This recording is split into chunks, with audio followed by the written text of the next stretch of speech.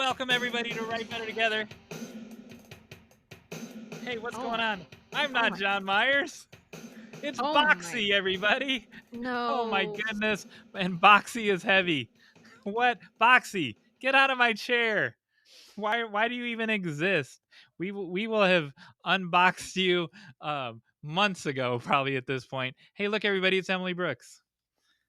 Listeners, let me just describe The torture that Emily has to go through when I surprise her with things. John Myers brought on a box with googly eyes. Oh, it's a very heavy box. I wonder what's in it. Oh my goodness. What a mystery. I wonder what it could be. Now I can't see you because the camera is all a whack. You're all blurry now. Dude, I look beautiful. I don't know what you're talking about. Well, we have quite the list. Yes, we do. We are going to be talking today. Yes. With Fiona Ross. Ooh, I know her. And Sophie Gardiner. I know her as well. About collaboration but also so many things. Confidence and courage and friendship. It's great. I like the world's longest quite the list. I liked how it kept coming back to collaboration no matter what the topic was. It kept coming back to collaboration. All right. What else is happening today? Because they John Myers, they write better together. Oh, you're like Amy McConnell slipping that in there. Know what else they do? Guess what else they do? What? They write anyway. They do write anyway. Whether they have confidence or not, Whether they have write confidence anyway. or not. All right. Yeah. Before that, we're going to have listener responses. And then Sophie and Fiona are going to give you a new call to action. And then we're going to have a Hey John Myers segment where I teach John Myers something. And then we're going to have a silly game. That sounds like a lot. It's Good thing so I took much. a nap. Yeah. I didn't get a nap, but I didn't either. I had some chocolate. That was fake news. I did not have a nap. Are we getting out of the bubble now? Yeah. How did you get out of your bubble? You got to go first because I have a prop in the other room. And so I will still be able to hear you as you tell the listeners about your getting out of the bubble, but I got to go get the prop. Okay. So in this conversation, we had a little bit of a moment where we talked about like vulnerability and how stories help us relate to people and to their mistakes, and then it helps us be empathetic towards ourselves. And I had that moment. And so I'm going to tell an embarrassing story about myself so that maybe you all will relate. And I'm back for the embarrassing story just in time. He's back for the embarrassing story. And I actually told this to my students today because it involves my students. And I was just being vulnerable and was like, guys, I didn't feel comfortable telling you this the other day, but I'm going to tell you now because you need to know and you're going to find out. And I think it's really funny. And they did think it was funny. I love that you were vulnerable. Well, I was thinking in the early days, if I made a mistake, I would like kind of freeze up in front of my students or like feel like they can't see me make a mistake because they have to respect me. And I just don't feel that way anymore. I'm just extra vulnerable now. Anyway. I try to garner disrespect from my students. So first day of class, I think I may have said this already, but first day of class, I was a little late. Yes, you've said that. Because they changed where you enter the building. I might have said in that episode that they put me in a new room and it was disorienting. Well, the second day of class, I was looking around the room and I was like, guys, they didn't just put me in a new room. They like moved everything from the other room into this room. Like all the stuff was on the walls. Every single thing was in the right place. They like just mirrored this room into another room. Maybe that's what happened to the mystery girl. Maybe they like she picked up and moved into your new classroom. Then I was walking out of class and I was walking in the hallway, going back towards where I came from, and looked back and saw the other entrance where I used to come from. and realized I was just in the same room the whole time. I just was disoriented because I had come in from a different direction.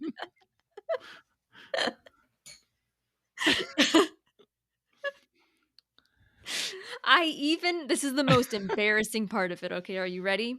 Yes. I was missing a converter for my, projector and Yeah. went to the other room that I thought my other room was because of where it was located in the building from my perspective to look for it. That was never my room. I was always in the same room. That's my That's embarrassing story. that's great. Um, So, now you all can write or I should write that into my next novel, or you can write it into your next novel because embarrassing moments are funny and did the and students think relatable. the students you said thought that it was hilarious? Oh, yeah, they thought it was really funny. I maybe should have waited a little longer when they, like, knew me better because now they probably just think I'm an idiot, but I don't. Nah. They think you're authentic. Um, so when I stay at a hotel that I've stayed at before, I always ask for the same room just for that very reason. And and so if it's I don't know. There was this one room in Illinois that I'd go there often, and so I always wanted room 216, and I don't go there anymore, so don't try to find me in room 216. And Okay. one time they didn't, and then it was like I was across the hall, and it Mm, was very similar, but everything was on the wrong side, right? So yeah. the refrigerator was on the wrong side and microwave was on the wrong, and Yep. it was extremely disorienting when I'd been there 10 other times. Now I can't even imagine if I would taught a whole class in there for 15 weeks or whatever. But I should have realized that I was coming in from a different direction. Like, obvious, it was so obvious, but I think I was so flustered that day because I was late and I just assumed that they wouldn't put me in the same room and, yeah. I mean, you So, did say it was a different room in the I did, past. yeah. How did you get out of your bubble, and what is your prop So prop? I I almost had said to prompt. my prompt not a prompt. So I had to go pick up something, not that heavy package you saw earlier, and there's a specific store that they don't have here. We will already be back by the time you're watching this episode, but I'm I'm taking our book out of its bubble and I'm taking it on a 12-hour road trip with me. And Our book is getting out of its bubble. yes, and so I'm going to along the way, I'm going to take pictures of it at different places. So my 12-hour drive is probably going to end up taking, I hope it doesn't take 24 hours. It's going to take forever because I'm going to take pictures of it in different places and because I Nice. want it to go on a journey. But Like Flat Stanley. yeah. Yeah. And then so, exactly. So so I'm glad you knew what I meant. I bought it some travel companions. Um Oh, no. Oh, so no. it'll be sitting in the passenger seat next to me With with Flat Stanley? and with Hunky Dory from Stuckey's and a pecan log from Stuckey's Oh my because goodness. I love Unstuck, Stephanie Stuckey's new book about she's the granddaughter of the Stuckey chain and she's trying to reinvigorate the brand. And so you will see pictures from the road of our book along with the original pecan log from Stuckey's and along with Hunky Dory from Stuckey's. I can't promise I won't eat them on the way home. And I've already plotted out so when we get to Oklahoma City, there's 3 places that have Stuckey's products. So I will also go there. I will go to the Stuckey store, convenience store there, and our book will make an appearance in the Stuckey store. Somehow I'm making time for that. And then and so because I love Stuckey's products, and this is not a commercial for Stuckey's product.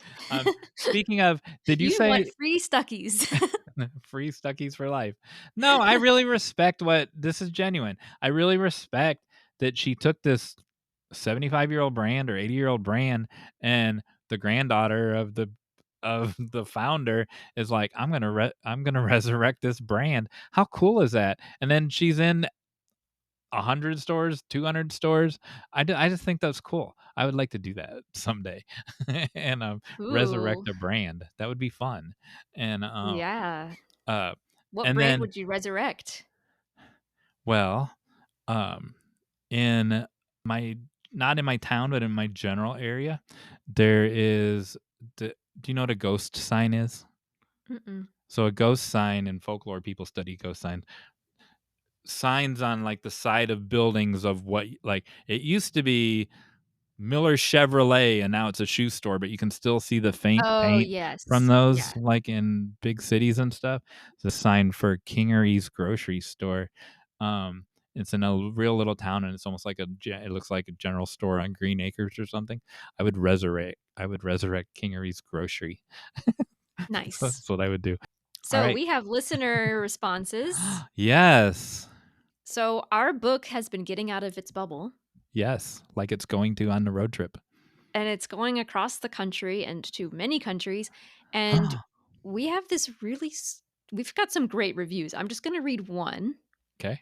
This is from Lobster. I don't know who that is. Did you ever find out who that was? No, lobster, like he or she's Law. a lawyer. Yeah. I don't know, but they gave us 5 stars Hmm.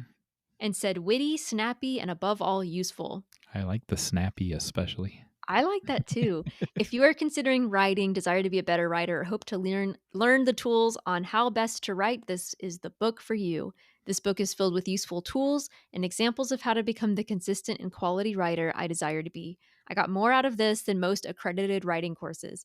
If you feel paralyzed by uncertainty or lack of confidence, if you want to learn how to be more effective and actually make progress with your works, or just want a good read in and of itself, this is the book for you. Stop reading this review and start reading the book, then get to writing.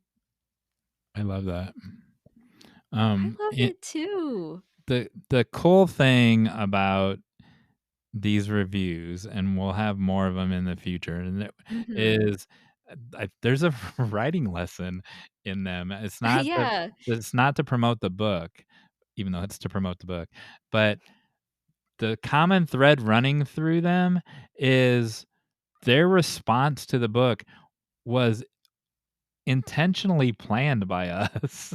Like, they're Mhm. saying things, they're echoing back things to us that they weren't in the meetings that we had, Right. and I don't want people to think we had these big, long months and months and months of pre-planning meetings, we didn't, but during the process of writing it, we had meetings, and people are saying sentences that actually came out of our mouths in those meetings. And so a lot of times you don't get to hear back from the author, or you'll see an author in an interview and they'll be like, well, I'm glad that people receive this book well and that they're getting XYZ out of it. I also want to make sure that they get A, B, and C out of it because that was my intention. They're getting our intention, and I think it's because we wrote it for them. And so Mhm. there so far, all the reviews have been positive, but more importantly, it's like they've been a bullseye of what we were trying to do. Yeah.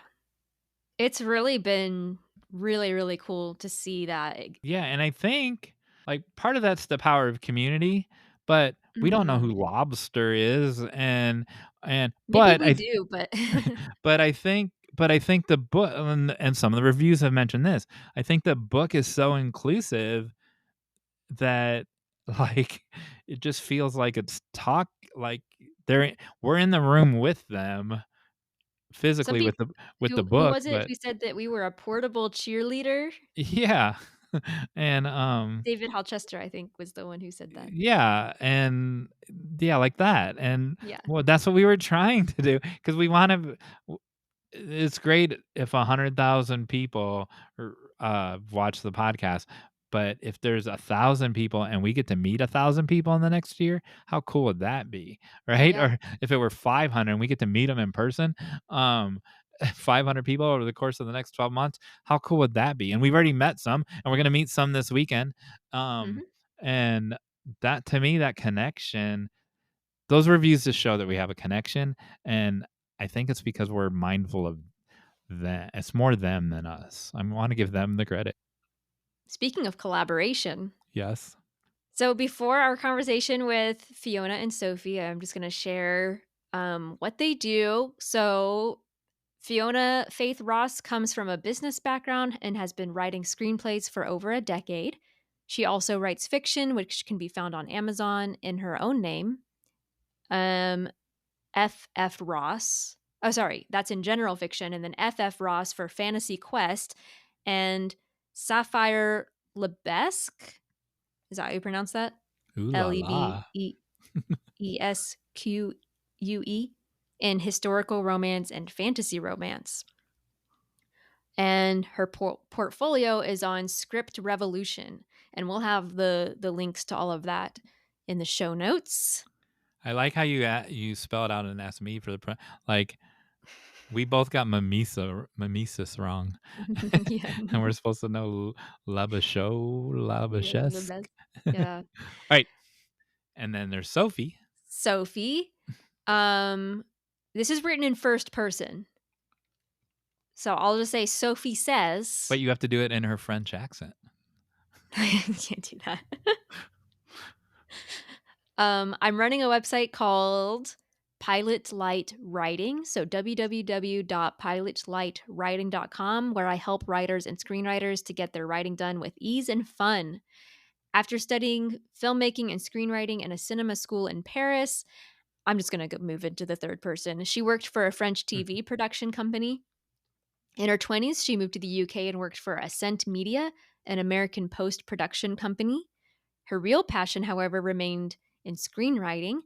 About 8 years ago, she met Chris Jones and Lucy V. Hay at the LSF, who really convinced her to focus on screenwriting. So she became a script judge, a screenplay category for the ECU Film Festival, which is an international film festival, which she did for 5 years. About 4 years ago, she says her husband passed away, and she came back to France, which is her native country, with her 2 children, and she became a screenwriting teacher for both a cinema school and at the University of Normandy. Between work and kids, she also writes screenplays, in parentheses thrillers, on her own, and also with her co-writer, Fiona Faith Ross. With Fiona, somehow she says we always end up writing comedies, which we will definitely talk about in this conversation. And then we will also put some those things in the show notes as well. Cool. I'm going to watch this episode. It's so good. All right. Here is our conversation with Fiona and Sophie.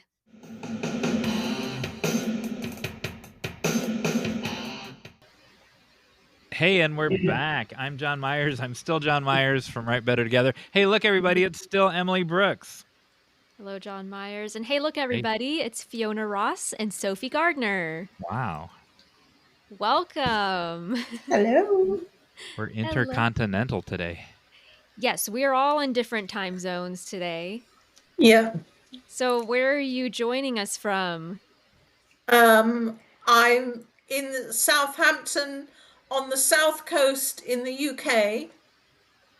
Yeah. And I'm calling from France, Normandy. From Normandy? Wow. It's so neat that we can just talk to you all from across the world. Like, how neat is that? Great. And you all, before we started recording, you all were saying that this is how you two communicate most of the time as well, is through video call. Yeah. And that's how John Myers and I are too, because we're in different continents as well. No, but Fiona, the only thing I know about England is where London is, because I've been there. How far are you from London?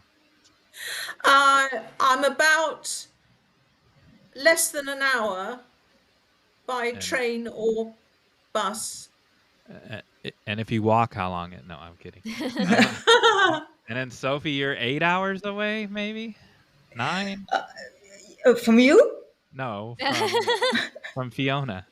Oh, from Fiona? No. Oh, well, actually, I don't know. If I take the plane, it would be 4 hours probably. Oh. I used to live very close to Fiona. Actually, I used to live in Dorset, and so I know area very well. So no, if I take the boat, obviously the ferry that is just out there, I can't show you it, but it's just out there. It would take me maybe 4 to 5 hours, and Oh, then good. another hour to get to you, Fiona. Is that not right? Yeah. The ferry is lovely and convenient, actually, because the ferry, we're both quite close to the ferry terminals. We So need we're a Yeah. just ferry. a boat away. We need a ferry between us, Emily. I That would know. solve. Yeah. I have stuff that I Yeah. need to give you, and I can't get it to you. Um, Yeah. so they are both, as Emily established when she read the bio earlier, they're both writers on of their own accord, and but they're working on a project together. Tell us about that project, and like I don't even know, are you in the middle of it, at the beginning of it, at the end of it? So both of you tell us about what you're working on together. Well, it's our second project. We Okay. finished the first one, and we're just coming up to the midpoint of the second one. We're writing scenes because we've done all the preliminaries. Yeah. Are you both people that Sophie? write in order? Are you tackling the outline in order, or are you writing out of order? No, no, no. We are writing in order. Oh, We spend a lot of time outlining. Mm. Yeah. We start with the characters. Well, we have a concept first, and then Yeah. we bring characters in, and then we live with them because we're so far apart. We need to know exactly what they're gonna do. Yeah. And once we know them very well, we spend ages, Fiona and I, outlining, discussing, brainstorming, always with a bit of wine because it makes it a bit, better. So no we wonder talk it a took lot. ages. We always, it's always our little glass, and then we talk about the characters and the plots and everything. And once we're ready, that we know our subject very well, then we write, it depends really, but a scene each. So Yeah. Fiona would start, I continue, and when she starts, I read, and then I edit, and then, well, I share my edits with Fiona, then I write, she edits, and then we continue like that till the end. Yeah. Um, Yeah. but sometimes, even though we outlining a lot, our characters sometimes can be free, and they take us to places that we never planned before, which is the magic that is happening to our That's right. stories. That's right. I tend to start with a theme where Sophie comes at it with an idea, and I like to work to a theme if I have one, but I'm not too worried if I don't. The thing is, when we're outlining, very often we really know what the theme is because Yeah, we're circling through the same idea and what we want to say. And I yeah, would say that we have a theme anyway yeah, in our stories, a definite theme. You can't really write the story without a theme. I mean, I'm a real theme geek in the sense of the theme, even though you can't see it, it's not obvious, it's still there, and it carries the yeah. story, so It carries the story. It's like the spine or backbone of it. Do you just on that when I'm thinking of theme when I'm writing, a lot of times it's very closely connected to the characters, so it's not like coming through the plot as much it is coming through the character growth. Do you find Yeah, that as well, yeah. or is it more in the plot? Absolutely. It comes through character growth. for me it's just like a color that stain everything, the characters, the plot. It's the theme is like a diamond, and you see all the sides of the diamond, and it's a different color. Yeah. Depending on the light. So each character is going to show a side of that theme, because the theme is it's not like it's not black or white. It's got so many colors. So you need to explore that when you explore the theme, and most of the time you don't have the time and space to explore the whole theme. You just explore a little bit of it, Yeah. depending on how many characters you have. Yeah. 90 minutes isn't long, or even 100 minutes. It's not much space to get a deep theme in, to go far into it. So that's what we do. That's how we keep busy. We spend our spare time. She doesn't Yeah. have any spare time. I don't. I don't. But we rarely missed our appointments. We have a weekly appointment. Yeah. We're very disciplined, actually. Very, very disciplined, and it's very rare. It's one of us is very sick, or something just came up and it's impossible, because we do Yeah. that on a Sunday night. And no, I don't know your Sunday night, but Sunday night normally is quite quiet. You get ready Yeah. for the week ahead. So normally we're sure not to miss that appointment. So we're Yeah. very disciplined. And it happens that sometimes we work overtime during the week, when it's not Fiona's fault, it's my fault when I have some more free time. Well, How you how long are those appointments? Those Sunday night meetings? generally about an hour. Yeah. So we have a lot to talk about, because we've normally done pages in the previous week. So we want to talk about those. And we put in script notes while we're writing, so they act as prompts to help us, help remind us what points we wanted to bring up. Yeah. When do you talk about business? If the whole hour meeting is writing, when do you have business conversations? Well, here and there. The thing is, we are friends as well. So it's funny because I don't know if the way we met, we were actually working for each other when we met. We met through Lucy Hay Facebook group that was Bang to Write. Yeah. And We I know think her. yeah, you know Lucy Hay. And I think I contacted Fiona for one of my early screenplay, and you edited it, and then you said, "Do you mind having a look at my screenplay?" And for a year or two, we were exchanging screenplays like that, and we Yeah. became Yeah. buddies. We became buddies this way, and then we became friends, and it became completely natural for us Yeah.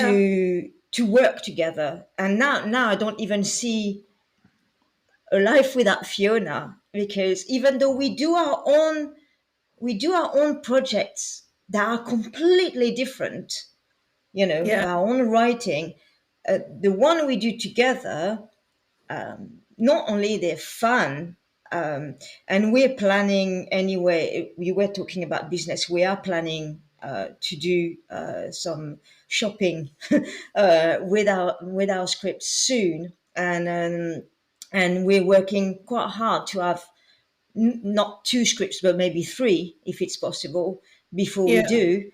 Yeah. But we talk. The Sunday evening is for our writing, but we talk during the week because we are friends as well. Yeah.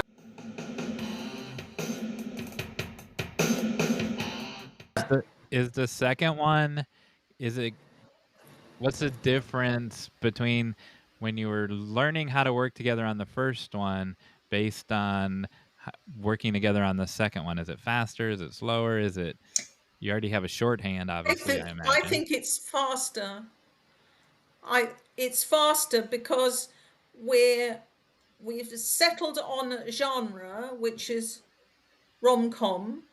So, well, actually, Fiona, I was thinking for the third we might change, but I'll tell you later. yeah, okay. We were here for it. But We got to hear that yeah, announcement first. No, I've got to speak to Fiona, to my partner first. So she. Emily, we're so writing a set of encyclopedias next. yeah. I thought I would announce that here in front of everybody. Wow, Boy. that'll take you a while. All right, continue with your answer.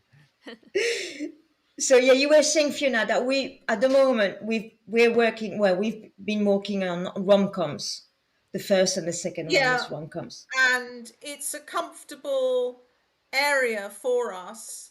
So we're kind of knowledgeable about how we work together, and also I I enjoy the fact that we've come at it with different skills, because our experience, our writing experience, and our life experience is quite different. So we have a lot of skills to bring together. That's right. Yes, and I think also we're so different in so Yeah, many ways. yeah. And I like it that way because it's challenging for both of us. And It's rom-com was easy for us because as I mentioned earlier, we have a glass of wine, and for a rom-com, you need to laugh a lot, and yeah, yeah, to make the other one laugh. yeah, Um, and that's the thing that we like as well, because we outlined the story, but sometimes when it's our turns to write, so let's say that a week ago it was my turn to write, and I made Fiona giggle because she wasn't expecting what I wrote. And this week she made me giggle because I didn't see it coming either. So even though we both know the story and we know where it's going, we make each other laugh, and this is the magic of it. yeah. And we're not afraid to change the story, the outline. If a character says, "I'd rather do this than that," then we go with it. I was going to Yeah, ask about that because I feel like writing on my own, I'm constantly changing things as I go. And I'm like, oh, this character really needs to do this instead. And, this plot twist is a little too obvious. Let me have them do this thing. And so, what do you do when you're in the middle of writing and you're like, oh, this is going a different way than we talked about? we talk about it and we thrash it out and we come to an agreement. But also, when you're stuck on your own, your partner often has a way out, a solution. And I really enjoy collaborating for that.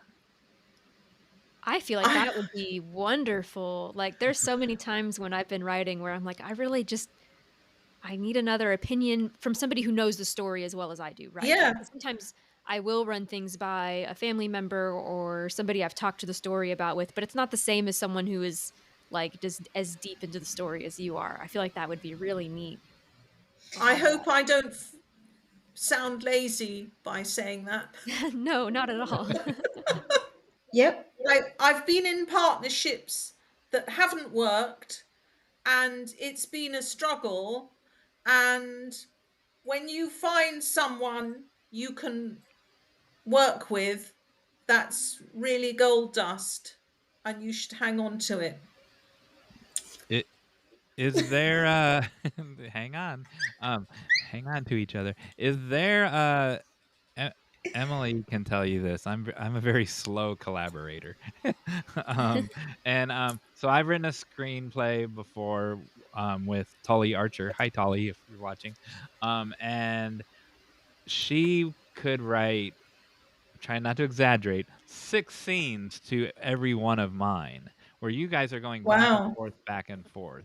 Um, and it's been a while. It's been, I don't know, 8 years maybe, and, so now it would probably be 5 to 1 instead of 6 to 1. So, you don't have that issue because you're going back and forth seeing, right?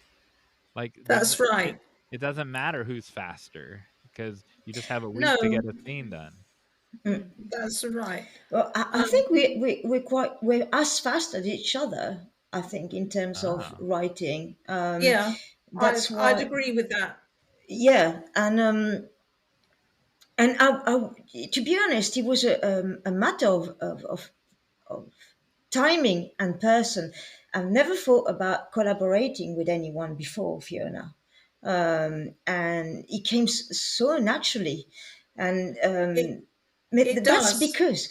because we spent a lot of time reading each other's work, and even though it was different work, completely different work, because Fiona is a has a big passion for history Yeah, and mythology, and I'm more thrillers and mystery, and I'm dark on my own. I'm very dark.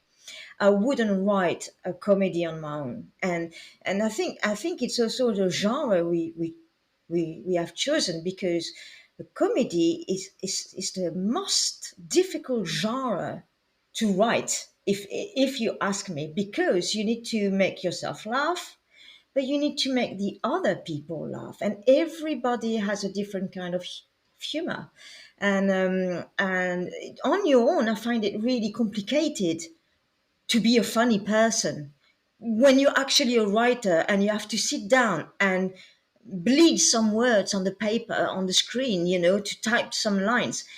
Yes, of course, you can have ideas or situations or a character that can be funny, or even a line that can be funny, but it's very difficult to make it 90 pages or plus. you yeah, you need you need someone, because writing is such a lonely business.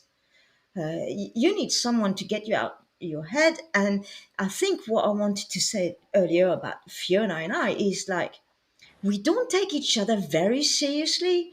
I mean, we take our work seriously, but when we work together, it's pleasure more than work.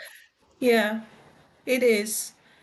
And I think it works because you can only have one person in charge.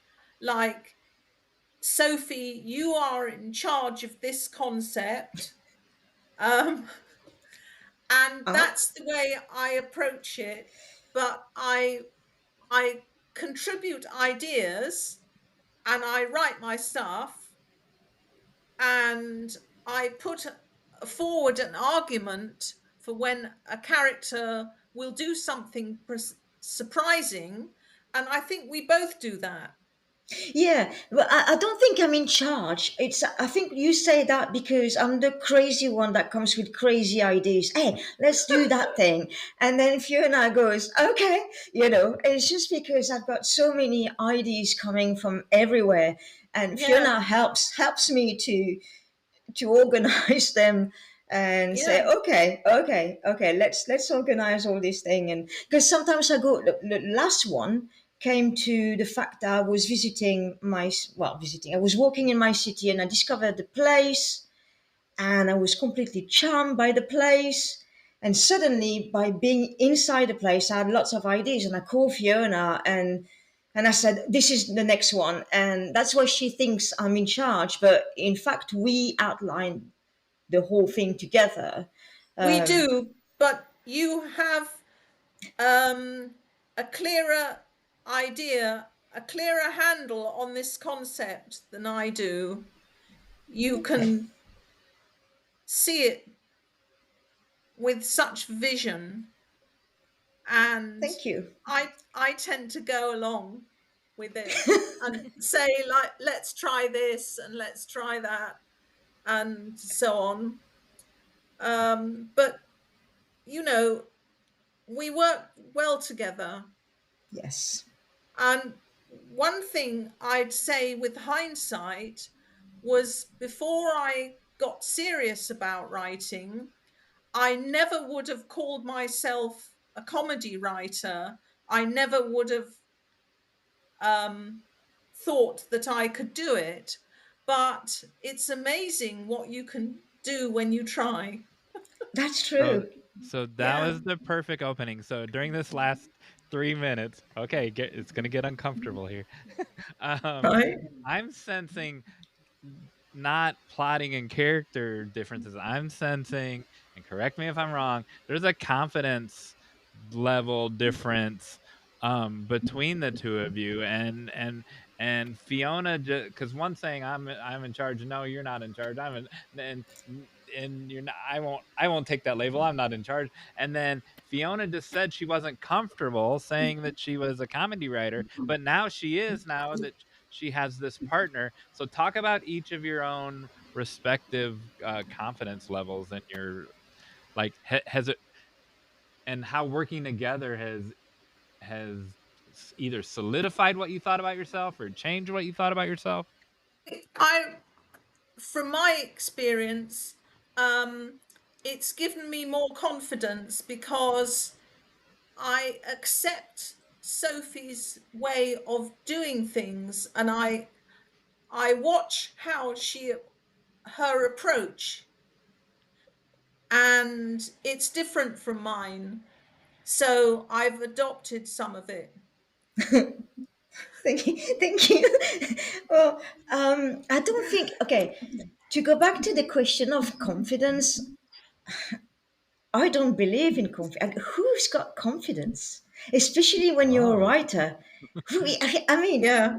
firstly, when you watch it, not even a writer, I'm not even talking about a writer, a person that you meet, you think they've got confidence. No one has confidence. No one has confidence. And then on top of that, you put a writer. Phew, I mean, no, that doesn't exist. For me, that doesn't exist. I mean, Um, we're all writers, right? And it takes a tremendous amount of courage to put yourself out there. That's yeah. one thing we all experience, I think. So, John, to answer your question, none of us has. I mean, I can speak for Fiona as well. We don't have confidence at all. We just get on with what we've got to do. You Yeah. know, it's just like we've got to write. We're right. And then what I said to Fiona, and I keep saying to Fiona, because I find the first draft so difficult to write. So in order to get rid of it, I always say to Fiona, listen, if it's not all right, we edit it on the second draft. But keep going, keep going. And Fiona is like, oh yeah, you're right. And then now the second one, it's going faster because now we're like, shh, we write, we correct a little bit ourselves. We're like, okay, are we going the right way? Yeah, we are. And we continue. But the the reader's job will be on our second draft, where we are going to be very critical about our writing, very critical about each scene. I don't know if you remember, Fiona, but the first one, we wrote it, but then we spent a lot of time editing the first one, and Yeah. each Yeah. time it was getting better because we thought we were funny at first at some scenes, and we were looking at it, it's like it's not funny enough. Yeah, no, it made us laugh when we had a glass of wine, but when actually you write the second, when you read it the second time, it's Yeah. like, Yeah. "Ugh, Yeah. we Yeah. really need to push it a bit further because this is not Yeah. funny." Yeah.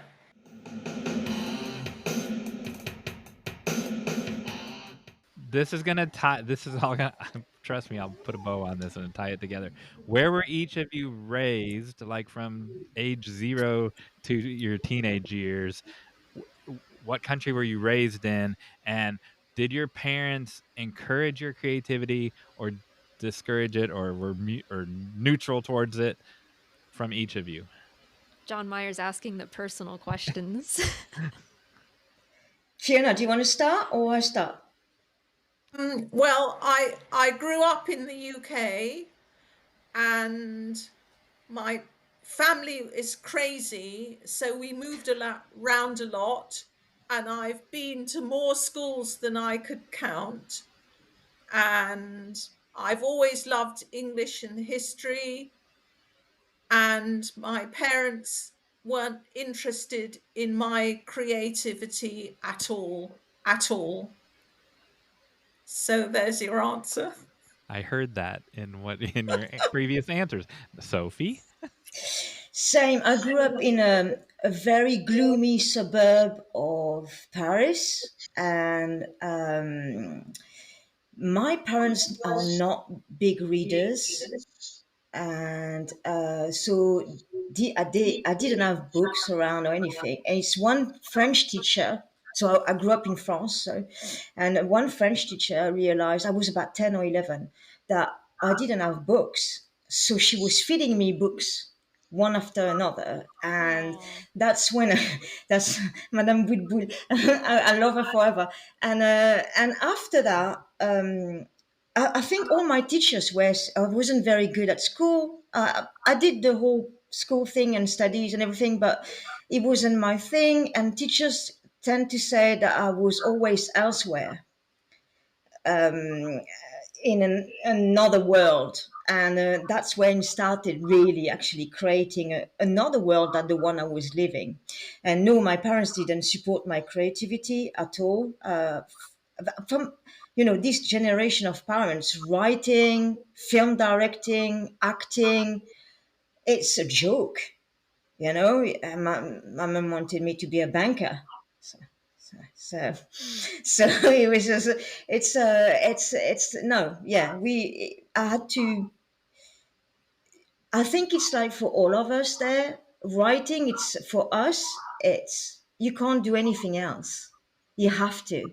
Right. It's you're born with it, and then it's like a nice disease that you carry all your life. If you write, it's painful, but if you don't write, it's even more painful. Yeah, yeah. I'd agree with that.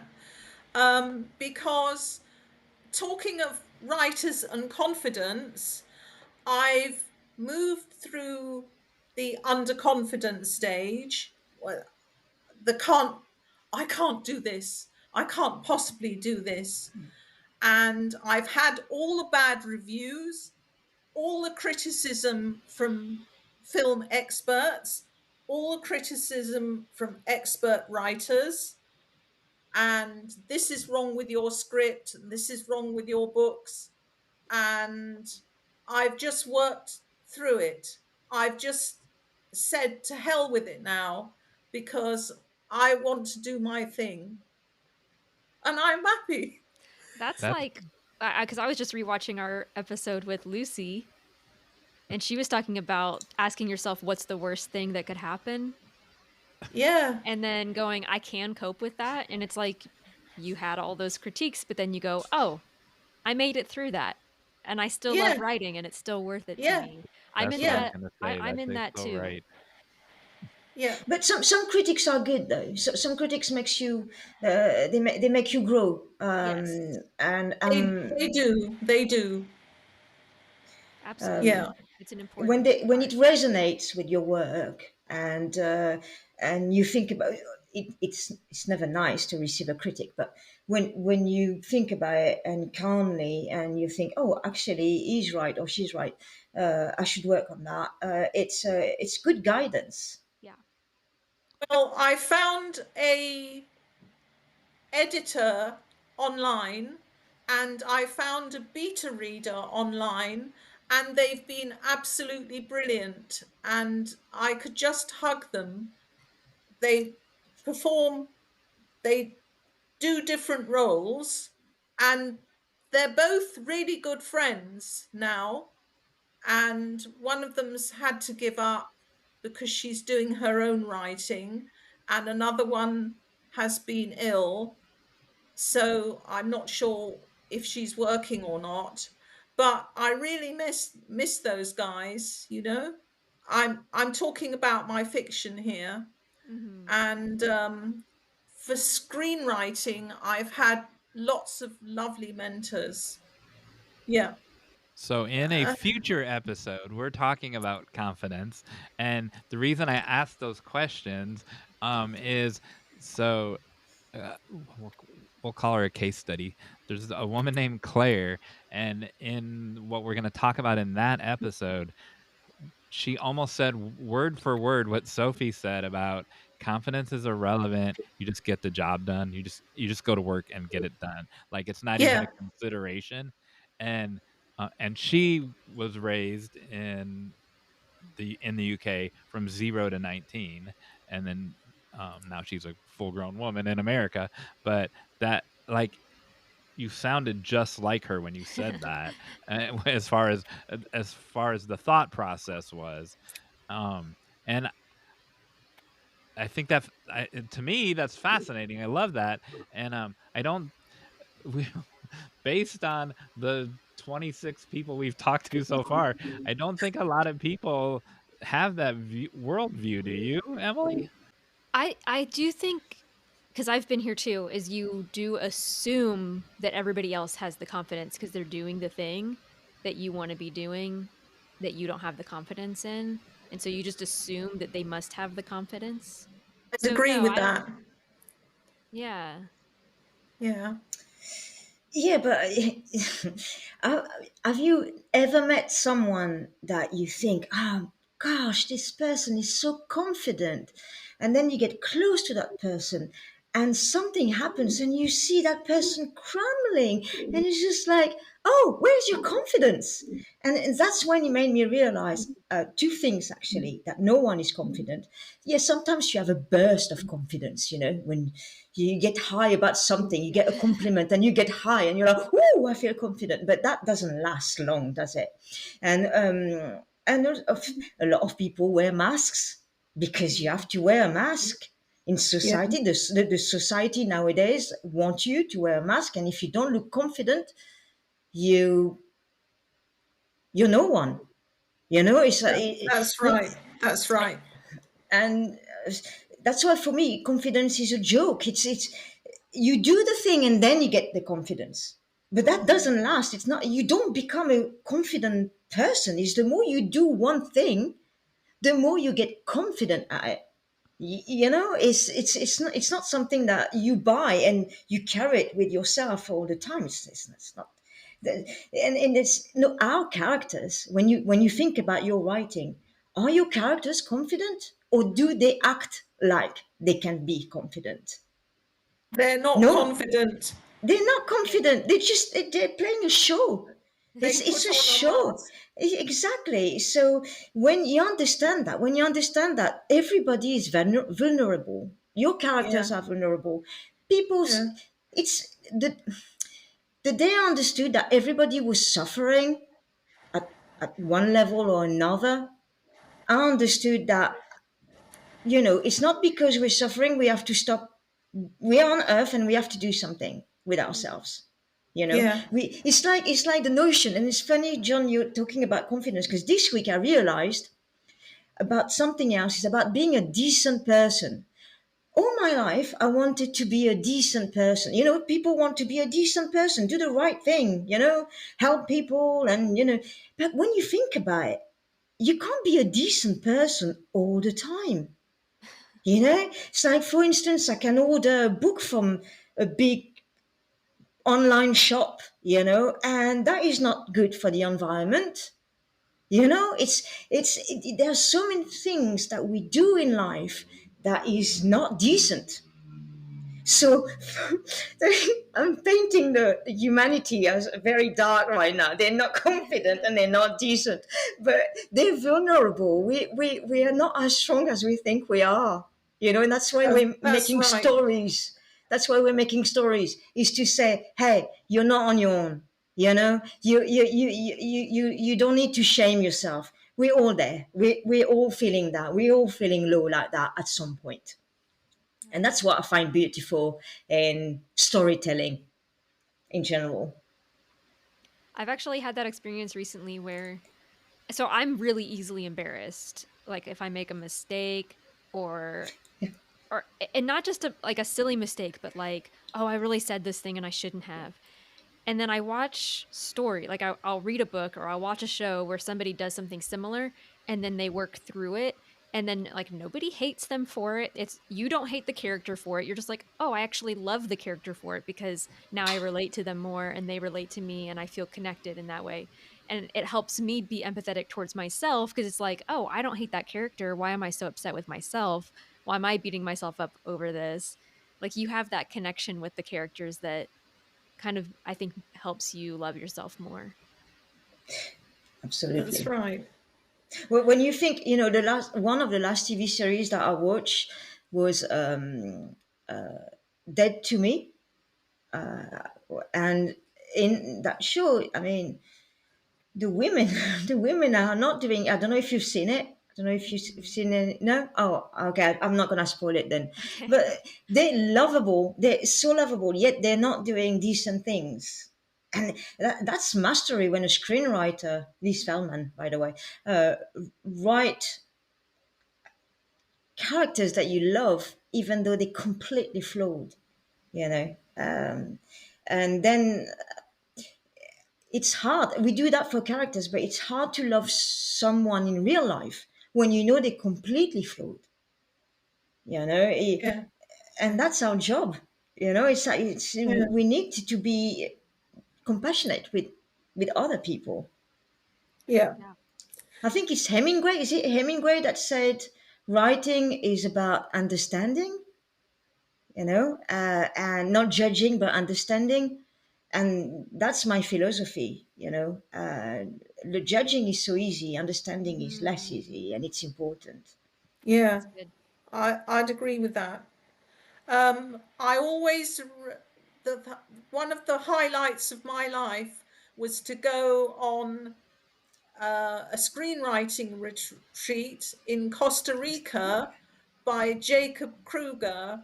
He was our host, and he's a fascinating guy. I could listen to him for hours, and he can talk about endlessly about films and script writing and filmmaking. And I always remember that he said that if somebody doesn't like your script, if somebody doesn't hate it, you haven't done your job properly. And I always hold that in mind because it's true. Not everyone's going to agree with you, and not everyone's going to see from your perspective. And True. you have to accept that. Yeah, that's good. Yeah. We've never had two people give a single call to action I before. know. Should they give 2 calls to action? I want them to collaborate and let's watch them. Let's watch them come up with one together. Like go back and forth. Well, Oh, I would say, Sophie, the idea I had was to try writing a scene with a fellow writer stranger, someone who you're not used to working with, and to see if it would work, to find out if you spark on each other. Really? Is that your call to action? Yeah. Ah, why would I cheat on you? Well, talking about us in time, in particular, I'm talking about other people who want to form a writing partnership but don't know how to go about it. They should find someone in their library group, in their writing group, and suggest working on a couple of pages together. you two met on Bang to Write. That Mm. Yeah, our listeners, viewers could find someone in the Write Better Together community True. and they write could. They together. could. That's a brilliant idea. Or I mean, that doesn't have to be that. I'm just saying that's how you two met is in a Mhm. com- Yeah. online community. I think to continue your call of action, instead of doing a big project, they should try to find someone to do a small project. first. Yeah. Something, a short film or a short story, to see how it works. A minute or two. You Yeah. could write a joke together. Yeah, They or a could, joke. Absolutely. A 1 minute TikTok story yeah, yeah, with a yeah, joke. Because, some TikToks, they can be mini short films. Yes. They tell a yeah, story, yeah, and what I find amazing is some TikTokers can make a story and a new story over and over again. And it's like, how do you? Wow, the amount of content that person's got, and that yeah, could be that could be something they could do as a call to action. yeah, And also, I think the other thing, they should start also the way we did it, Fiona. Is like if they've got a project, they exchange it with another writer, yeah, and then they talk about it. It's an exchange, and then they see if they like the same. I wouldn't say the same genre or style because we don't have the same style. I mean, no, in the sense of we're not interested. It's not that we're not interested because that's wrong. I love what Fiona does on her side. It's not what it's not. It's just different from who I am. well, we come at it from different skills. Yeah, We Mhm. have but different skills. to be honest, the call for action is to always make buddies because it's a lonely business being a writer, and it's so nice to have It someone there is. that understands what you're going through and what understands you and understand your writing. Yeah, because it's your parents or your family or your boyfriend or your wife, or it's not the same. It's not the same. It's not quite the same. It's not the same critic. Someone No. that does exactly the same thing than you, but is not jealous of what you do. That's something there are always people out there, waiting for other writers, waiting for that kind of support. So Yeah. What a lovely Uh, note to end end I that all love on. that. Emily, how do they get the call to action to us? And then So that was so listeners can beautiful. send their responses to this. So you can share what you did together, or you can just share the experience.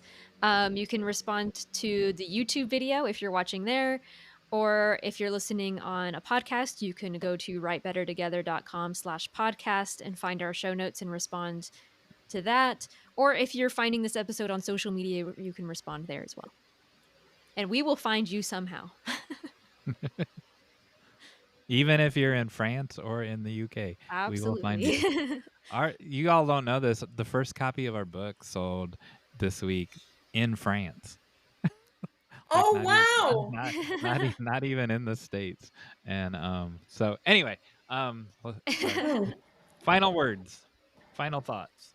Be afraid of the blank page. Just do it, to quote a famous footwear. okay, So, well, I'm gonna just summarize what I said is don't wait to be confident to do something because you could be waiting for a long time. Yeah. Yeah. Just that was great, both of you. It got Yeah. dark in Fiona's world It while did. during our It's going episode. It down. is. The my sun went world as down. well. I My I my need to world as well. I need to put some lights on. It's late there. You all You need to need go to come bed. to America where it's still daylight. Yeah. Lucky you. All right, Thank you thank both you. so much. It was so nice to talk to you and to meet you. I love what you all are doing together. Thank you. You too, John Thank and you for Emily. having us. Yes, thank you for having Yeah. us. It was wonderful Yeah. to meet you as well. I hope we Yeah. keep in touch. Yes, for Yeah. sure. We're back. Wow. I have to, Wow. I have things to say. Ooh, what do you have to say? Well, what's your initial response? What do you think about their collaboration process? That's not a leading question.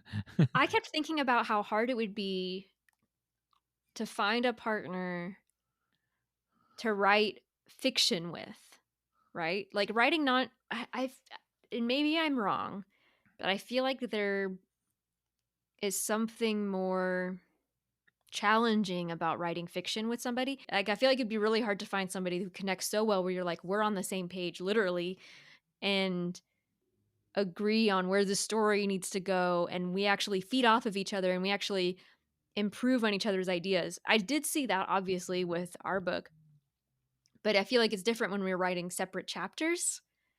But like you said things in the book that I never would have thought of saying. And I heard that in their conversation as well, that like they're each contributing something different and unique. And this isn't what I was going to say, but since you brought it up, it reminded me of more of the podcast than the book than we wrote, because they went back and forth and tried to surprise each other, and that's what we do. Like we had a plan, an outline for the book, but for the podcast, like 2 people this week have said they thought that this was scripted, and I'm like, not that we don't want it to be scripted. Like I don't know what Emily's going to bring up, and Emily doesn't know what I'm going to bring up. We know a general topic for the guests, and that's it, for better or for worse. And and so they were surprising each other like we do on the show, I think. I was surprised that voice didn't come up, and I actually wrote it on this card right here. Voice. And that it was neither one of their voices. Sophie said she's a little bit darker. Fiona said that she's more historical, but together they blended and made this third voice, it sounds like. And we didn't dig into that any further. That was fascinating to me. And I think that's so fun because like it just made me think like how other people can stretch you to do different things. On the voice thing, I wonder if we talked about this a lot with Amy McConnell, and how people do that in fiction, but I wonder in screenwriting, because there's not as much prose, does that change things? But I mean, even then, like you said, even just aesthetic can feel different depending on the person. So I don't know. Right. You can, if you look at a David Lynch script and you look at a Wes Anderson script, they look different. There's different amount of white space and stuff. Yeah. But even with dialogue, it sounded like it was this third voice that was coming up with the dialogue as well. So I thought that was interesting. Yeah. Okay. And last word on the interview. There are super confident people there are people that mask. And there might be more people that mask, but there are people that are just Teflon bulletproof, and it doesn't matter. Like you could show them a video of them mispronouncing a word, and they'd be like, "I didn't mispronounce that word." Yeah. It doesn't impact their confidence. Like I mispronounce words, but I don't care. I mean, I care, but because I don't want to disrespect the word or someone's name. I would care. But I tried to get it right and I messed it up. I would argue that those super, super confident people may need a little bit of humility. Yeah, but they do exist. Maybe they shouldn't, but they do. Maybe they need help. All right. Good interview. Hey, John Myers. Yes. Finally, I get to learn something new. Maybe. What is the difference between a butterfly and a moth? Oh, man. Well, first of all, I don't even know why you said maybe, because in a previous episode, I literally said, I don't know the difference between a butterfly and a moth. And you're like, you did? I know. Yeah, don't remember that. On the death moth, you're like, mine looks like a bumblebee. Oh, yeah. And I'm like, well, I don't even know the difference between a butterfly and a moth, but it doesn't look like a bee. I literally said that sentence. And then, do you have any guesses, or do you want me to just go for it? A butterfly started as a worm or a caterpillar, and a moth starts in an egg. I was doing so well until your expression changed. They both start off as caterpillars. Oh, no, I don't know. Now, I'm going to be honest. I learned this is Hey Emily Brooks too, because part of the reason why I looked have this is because I was like, what is the difference? And then once I saw it described, I was like, well, of course those are the differences. So the first thing is the antennae are a little different. If you look up pictures of moths, they have like feathery antennas. Oh. Whereas a butterfly is more like a straight line. Yeah. The other thing is the wings. Butterflies have their wings more like spread out like this, whereas spread out. And then the moths have them as more of, it describes it as tent-like. It's like kind of like a tent over their bodies. The other thing is body shape. Moths tend to be like a bit fatter. This is like the only reason. This is the only difference that I could think of, and turns out it's not even like a real difference. You would normally see moths at night, right? Butterflies like to stay warm, so they're going to be out in the sun and during the day. But moths come out at night. But that's not always true because some moths come out during the day too. Habitat is a little bit different as well. Like I said, butterflies need more heat, whereas moths generate heat by vibrating their wings. But butterflies create chrysalises in their pupal stage, while moths pupate in a cocoon. That means whenever we say that a butterfly is in a cocoon, yeah, they're in a chrysalis. That means I'm going to go vomit now. That's what it means. The other thing, this is interesting, there are 17,500 species of butterflies, but 160,000 species of moths. That's interesting. And if you want to observe moths, because we don't normally see them and they're very beautiful, you can hang a sheet outside at night and shine a light on one side of it to attract them. Is the final act going to be I have to name every species of moth from the beginning of time? No. Okay. That's good. I am going to put up a picture, though, of the coolest moth I've ever seen. Here it is. Oh, that is cool. One more moth fact. Okay. There is a moth called the yucca moth that is the only pollinator of the yucca plant. Oh. So it's super important. The yucca plant would not exist without this moth, but the moth would also not exist without the yucca moth or the yucca plant, because the baby yucca moths live off of the seeds of the yucca plant, and in order for it to have seeds, it has to be pollinated. So it's like almost like a symbiotic relationship. The circle of life. It is truly the circle of life. That is interesting. Yeah. Right. Tell them what they need to do now if they want to know more about caterpillars. If you want to learn more about caterpillars, make sure to subscribe to our podcast wherever you're listening to. Also, it would be greatly appreciated if you would give us a rating and review wherever you're listening, because that helps other people find us. And at the end of every episode, we say we couldn't have done it without you, and it's true. We couldn't have done it without you. You know what that means?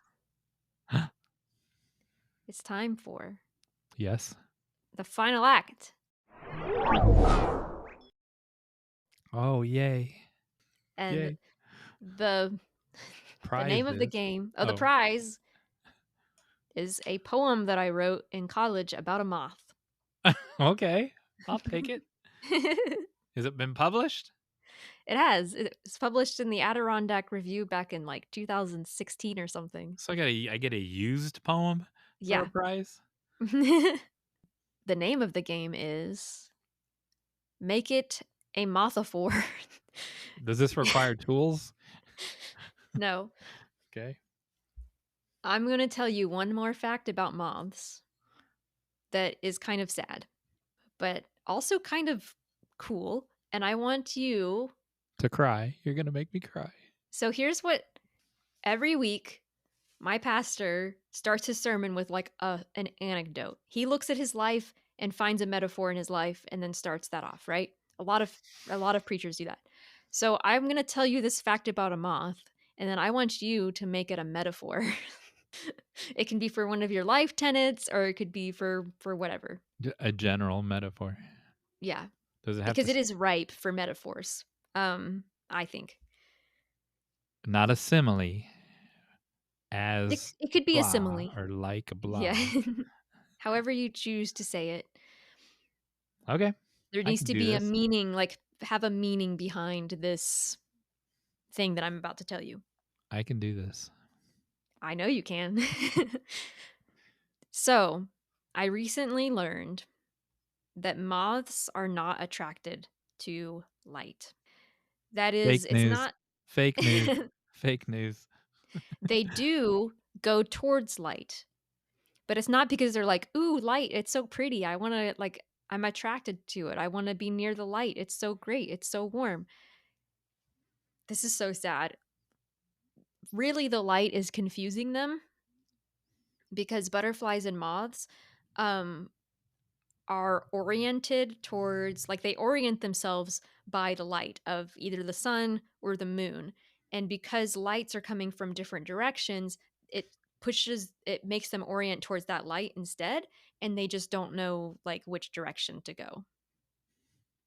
So they're trying to orient themselves towards, like, the sun or the moon, and then this other light is distracting them and they get disoriented and they get stuck. The flashlight you shined on a sheet earlier Yeah, confuses them. it confused them. Okay. That's the fact. That's the fact.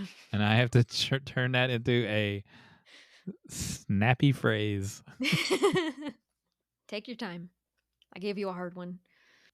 Does the light, this is not the phrase, does the light portend future death? What? They guide themselves by the sun and or the moon, so they see the fake light and it messes up their guidance system. Yeah. But does it have anything to do, like they go to a street light and they end up dying? Like does does reconfiguring your path due to fake light as opposed to the sun and the moon, does that wind up always killing you? No. Sometimes No. killing you. No, I Could don't think kill you, but it could, right, if you get stuck in the light, but they're not always going to get stuck in the light. they go to the flashlight and the sheet, it's not going to kill them. No. Well, first of all, there's already a moth to a flame. There's already that. So I have to not do that one, which is where my brain is going. So that's messing But me there's up. new information to it. Yeah, I know, but I can't You read. could add to it. No, I'm not a plagiarist. To come up with my own. It doesn't have to be a quippy phrase. It could just be like, this teaches us this thing. Who's writing this metaphor? Me or you? I'm signing it. So I'm writing it, so it has to be quippy. So this is where my brain's going. Listeners, viewers, you're gonna walk through this metaphor with me. So back in the 70s, before we were born, like the word groovy was something cool. Yeah. And then the word heavy was like similar to what it is now, in that like it's very deep. That philosophy lecture was so heavy. And so very deep. But there was a song, He Ain't Heavy, He's My Brother. Have you ever heard that song? Mm-mm. That doesn't make sense because he's not deep.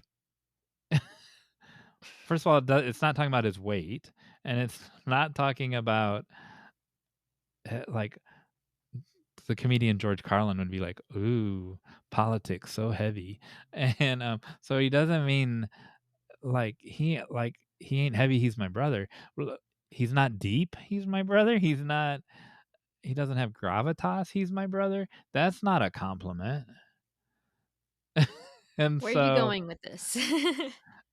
so I'm going to real light versus fake light, real heaviness versus fake heaviness. I'm working it out through with the listener and the viewer with me. But it's not artificial heaviness. It's not counterfeit heaviness. It means something. It's not artificial light. It's not counterfeit light, it's an actual light. It's just not, it's a duplicate, it's a replica of the sun or the moon. It's not natural light. It's artificially produced light. But the word the heaviness in that song doesn't appear to be used in the literal sense, the sun or moon sense, or in the artificial sense of the flashlight. And so, like a moth, am I using it's only moth, not a butterfly, right? Either one. Like a moth, but a flame would be natural. Would be natural light. A moth, okay, this is not going to be a life tenet, but this is one for the annals of history. Make this a hashtag, people. Like, I want this to TikTok viral, like like demure. This this metaphor is so demure.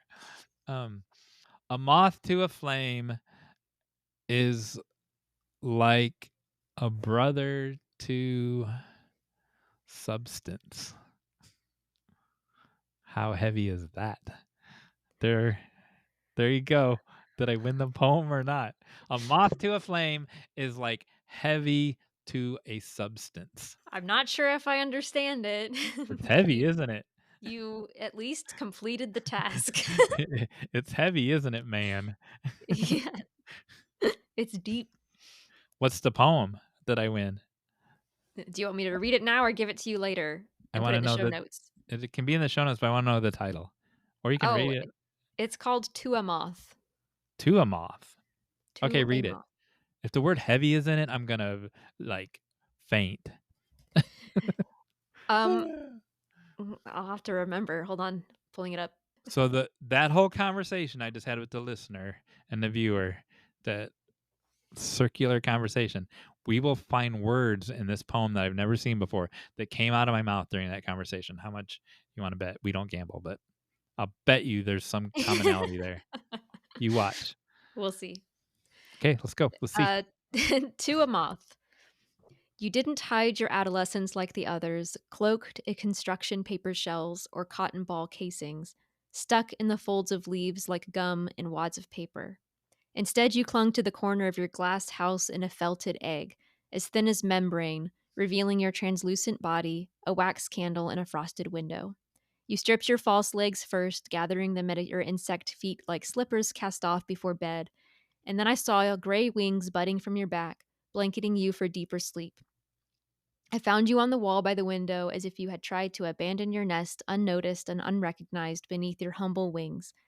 I cupped you in my hands, felt you flutter against my palms like a heart in a ribcage, and I let you go, knowing your fate was to flock around light like the shadow of a greater winged creature, hoping for sunrise to color the night upon your back. Whoa, I get goosebumps. Mission accomplished. So read the blanket line again. The blanket line?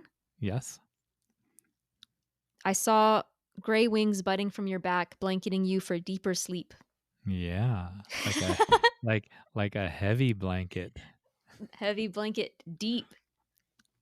Very deep, heavy, Very heavy deep. as in weightiness, heavy as in a deep meaning. There you go. That's the connection. I had nothing to do with it. It was divinely orchestrated. I wanted to add that too when we were talking about the book earlier and we were giving the reader credit. I'm very careful to give God the credit for, because like we can't, once we wrote it, we can't make the connection, like that connection where I just connected all that and I was saying all that with the viewer reader, and like only God can orchestrate all that and make a connection between the word heavy and moths and this poem. And I mean, that's all I wanted to say is those connections, they're not manufactured. They happen. They're also not happenstance. They happen for a reason. That's all. Well, friends, we couldn't have done it without you. You made me go so fast to catch up with you. Oh my goodness.